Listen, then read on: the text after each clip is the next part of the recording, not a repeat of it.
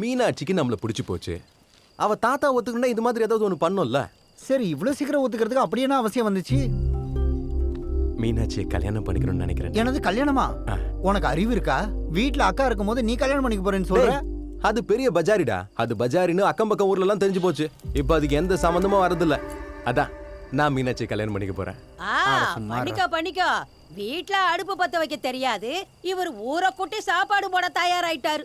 என்ன கிழவி அதிகமா பேசுற? அது கல்யாணம் பண்ணிக்கிறோம்னா நான் என்ன பண்றது? அவ கல்யாணம் பண்ணிக்காம இருந்ததுக்கு காரணம் யாருடா? நீனு. கல்யாணத்துக்கு அப்புறம் தம்பியையும் கூட்டிட்டு வருவேன்னு சொன்னா யாரு ஒத்துக்குவாங்க?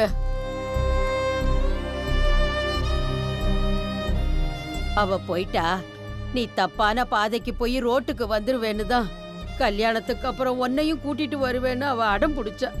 திருட்டு பையில வீட்டுல கூட்டிட்டு வந்து வச்சுக்குவாங்களான்னு நான் கேட்ட மாதிரி எல்லாரும் கேட்டப்போ அவங்கள வெளியே போங்கன்னு சொன்னாலே தவிர ஒரு நாளும் உன்னை விட்டு கொடுத்தது இல்லடா.